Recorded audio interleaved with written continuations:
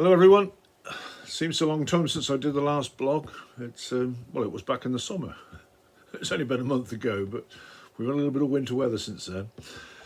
Anyway, I'm going to make up for it tonight because I'll show you a few Fords, and these will be the better Fords. So those that have been waiting for it, now's your chance. Well, I'll launch right into it, I think. So come back to you later. Okay, so the last tractor blog I did was on the E27Ns, and I went into quite a bit of detail on that, but I'm just going to do a brief overview of the next lot because I want to do more detail on each one really. So we're going to go on the big boys this time. This is the ones everybody's been waiting for. So this is probably the pride of the collection. It's a County 754. I've had this one 6 or 7 years now. It's based on a Ford 5000, and it's the go-to one if anybody wants to do anything. You can always rely on it to start, pulls like a train, sounds beautiful. What more do you want? So it's the smallest in the range. It's the one I never thought I would like because I always thought it'd be underpowered, but now having got one, it's superb, and I can see why it sold like it did. 754, again, not much action video of it, but I did go and I didn't do it actually. I took the tractor down to a friend of mine, Mike Sterling, who wanted his bit of ground ploughed, and I said, hey, Mike, you drive the tractor and I'll take a film. So I took a bit of film of it. It was the first time Mike had ever ploughed, and he just went gently on, but the tractor was pulling a 14-inch plough, and that made absolutely no effort of it at all. It was lovely. I was quite busy doing something else, so I left him to it, and he finished it off, and I think that's the last time he ploughed with it. Plough's still here, and the tractor's still here, but so that was the ploughing experience with that one. I ought to go to a ploughing match with it really, because it's a good outfit. Anyway, show you that.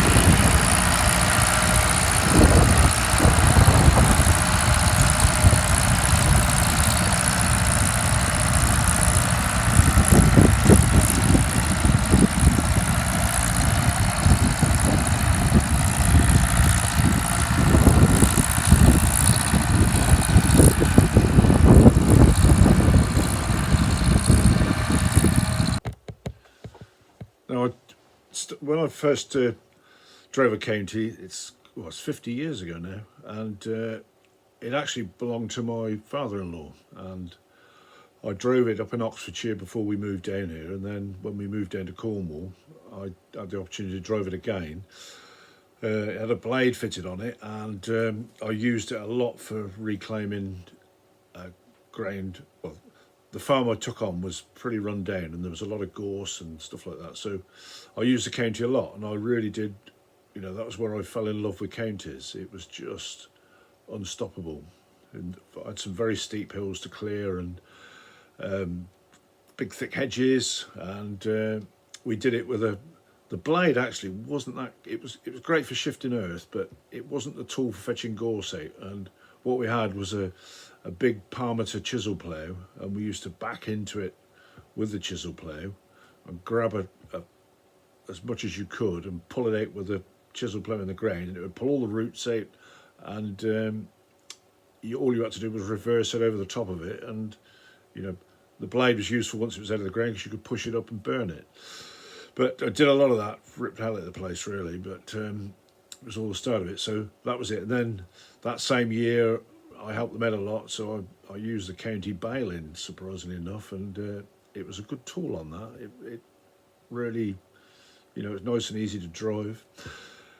They eventually sold it. They traded it in for a 1174, and it went to a fairly good friend of mine really, and so I did see it a bit, and then I lost track of it completely and didn't know where it had gone. And anyway, it's turned up again, and I know where it is now, and it's not too far away still, so I will reacquaint myself one day. Anyway, here's a few photographs of the 1124 as I saw it. Unfortunately, I didn't take any in the early days. It was films and brainy 127 camera, and it wasn't the best.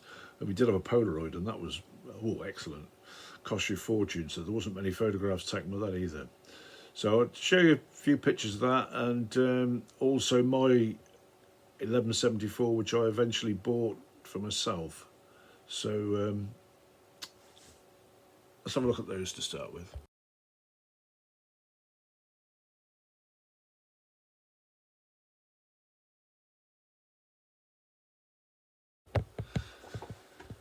Now, my life with counters, while the father-in-law has still got his 1124, I started contracting down here, and I bought a 1124 as well. It was a little bit newer. It was a J-Reg one. Had a Duncan safety cab on, air brakes, and it was a fair tool. But we used to tow the forage harvester with it and pull the trailers behind. A great tractor, but unfortunately it was in the drought years of 76 and 77, and it crippled me, and I had to sell it. Broke my heart to get rid of it, but it had to go, and that was it. And it was a few years before I got got a county back again, and I bought it when I was still farming, but the reason I bought it, and I actually hired it out. And it got a blade on it, so it was much the same as father-in-law's, and it got a Duncan cab. And I lent it to some friends of mine, or hired it to some friends of mine, and they went silage making with it, and it's great, going on really well. Anyway, one morning they came down to me and they said, "Is that county insured?" So I said, "Well, what's wrong?" "Well, we left it last night in the field, and when we come back this morning, it's burnt right out." And I thought, oh my God. Anyway, it was insured, so it wasn't bad, but I'd got it on finance, and I wasn't sure the insurance would cover the finance, so it was a bit of a, oh dear, what am I going to do now? And again, missed the photographs, but when they said burnt out, they meant burnt out. Every tyre had gone off it, no paint left on it. It was dreadful. Anyway, I got hold of the insurance company, and they valued it, and they offered me £3,000, and I think I'd paid $3,500 for it, and it was, leaving me short really. And you always got to haggle with the insurance companies, so we haggled, and the deal was that we could go and take things off the burnt out one, because they knew there wasn't much left, but actually there was a pick a pitch, and I had quite a few little pickings, certainly had the blade off it, and so I was all right. I was still out of pocket, but I hadn't got the tractor. So a chap called Brian Candy, anybody that knows me will probably know Brian Candy, because he's been a rep, sold a lot of different tractors, but never really runs any down, and he can always go and sell them. So Brian at the time was working for Fords and Fulford Trumps, and I saw him at Truro Market, and I said, "Brian, I'm looking for a tractor. My count is burnt out. Do you know anything?" And he said, yes, he says, "I do." He said, "I've just taken one back off of ECLP, so come and have a look at it." So I said, "Look, I've got the cheque for the insurance from the insurance company for this." I said, "It's £3,000. So I said, "That's what I've got to spend." "Oh, that's fine," he said, "that's what we want for it." So I thought, well, what's this going to be like? Anyway, went out to see it, and it wasn't 1124, it was 1164, and it was a cracker. It really was. I mean, I would have taken it, whatever it was, because I needed that tractor for the money. But we brought it home, and that had got full air brakes, so it was air brakes all round on it. It pulled like a train. It really did go well. I mean, I know I say quite often that these tractors pull like trains, but this one was special. And the blade wouldn't fit right on it, but we fitted the blade on it. We modified the brackets and made it fit, and I used that for, well, you never stopped it. It's just, didn't matter what you put it at, it would do it. We used it with a dump trailer a lot. We did all sorts of things with it. I'd pull a 5 for a plough, and it was a great tractor.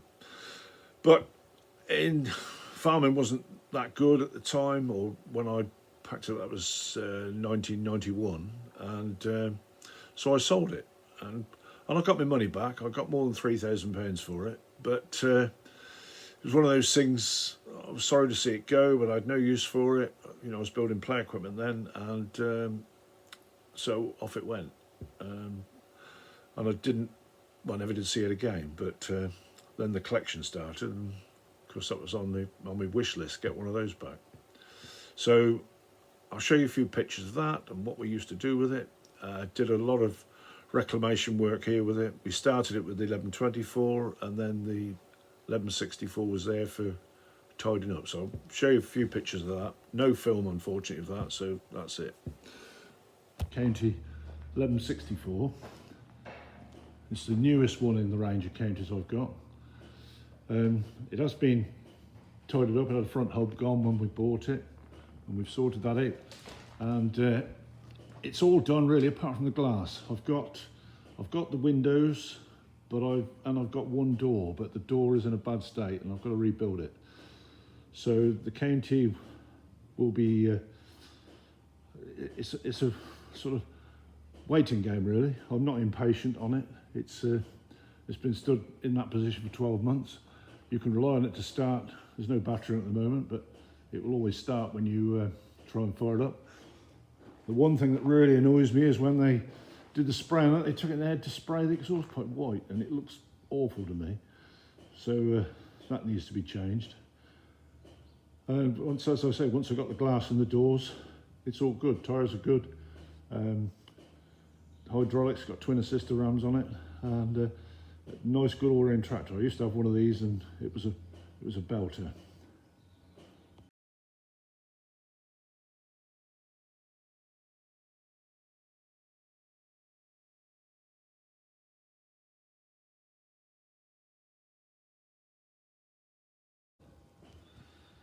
Now this one's the oldest one in the collection. It was one of my dream tractors that I always fancied.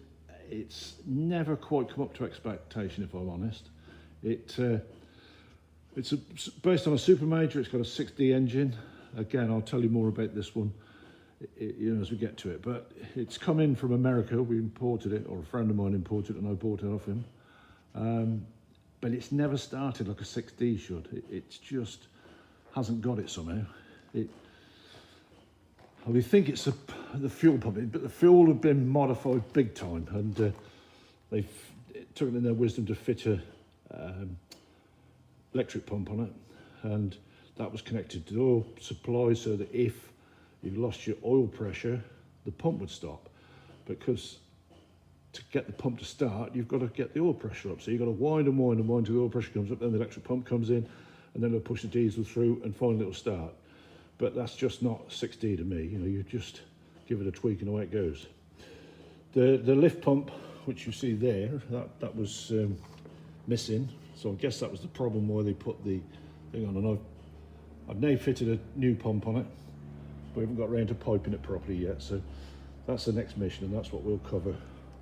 The tyre burst while it was sat in here. I did show you that the other day, but for some reason it just went off. It was full of water, and it's gone completely. It's gone on the bottom. But I've got another set of wheels to put on it with good tyres, and that will be done another day. It's a great tractor, really. It's got, see by the pedals, it hasn't done an awful lot. It was on a snow plough when it was in America, so it wasn't overworked. But it's got all the original back end. It's got a rest-to-ride seat. It's got the wrong seat pan on it, but we can't worry about that. Twin assistor arms, the proper county original arms. Not sure about the drawbar, whether that's what it should be, but anyway, it's good enough for me. It's been beefed up, so it could be a county one. Now this is, I'm not even going to talk about this very much, but this is a county crawler. Got exactly the same engine as the Super 6, and that one is buried in a bit at the moment, but it works. We fetch it out for the rally every year. Put a battery on it, that would fire up straight away, proper 6D, how you want it. The pumps on there are just a nice rack to carry them on. It's a bit of a mess, I should clean that off before I pointed this camera at it. But anyway, that's the county crawler, so I guess that's the earliest one in the collection, and then the Super 6, and then goes on from there. Now the Super 6, it's looking quite good now. We've still got work to do on it, and it will be, I'm going to do a full restoration on that one. When I get the proper wheels on it, it will be stripped down and sprayed properly, because it's such a, if I say a bitzer now, I don't mean it quite like that, but it had been heavily modified when it was in the States, and it wasn't a pretty tractor really. I'll show you some photographs in a minute. And anyway, it was from Washington State. It got a snow plow on it.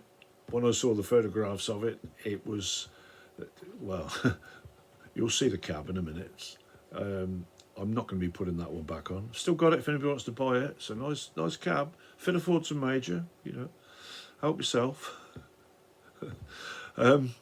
Yeah, so I brought the snowplow back, and I was gonna fit it, but when I was gonna leave it on it, but when we got it back and I saw it was the most horrible lash up, and it's obviously a snowplow off a truck, and they'd made it fit, and they really carved it about. They cut the front weight to get not the front weight, the front bulkhead, you know, the tombstone then, cut a big chunk out of that out, ground it back to get a pump to sit on it.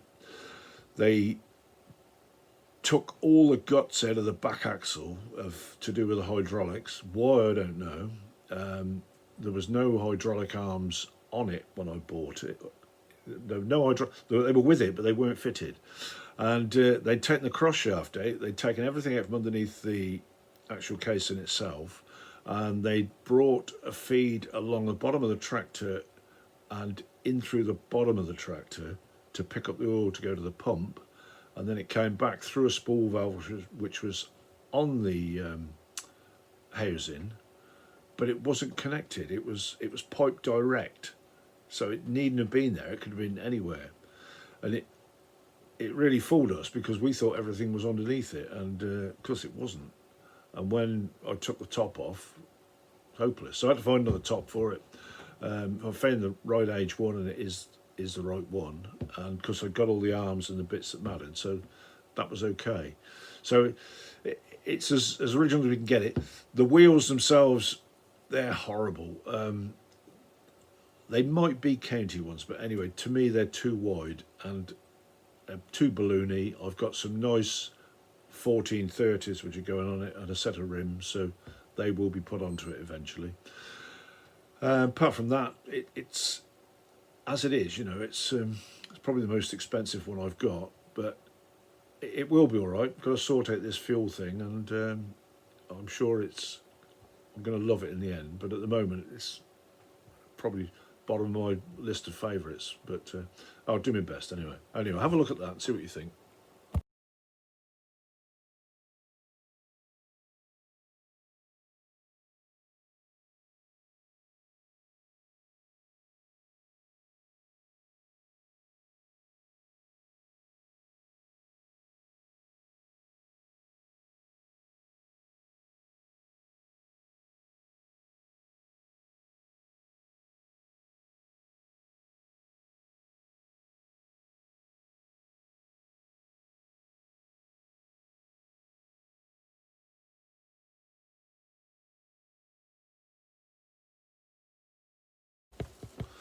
So, any offers for the cab?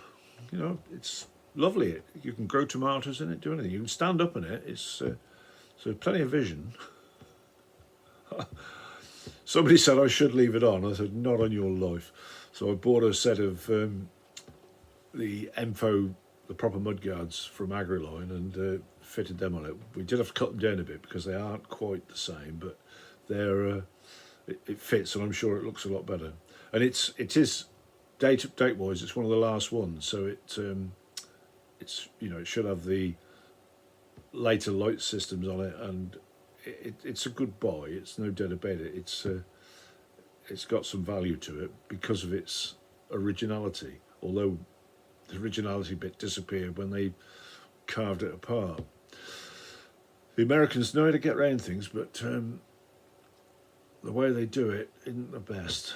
I think Mr. Trump was advising them. Okay, so... Right, now this one was the first county I bought when I started collecting tractors. And it came from, Timmy bought it first. It was in a boatyard, not very far away from here.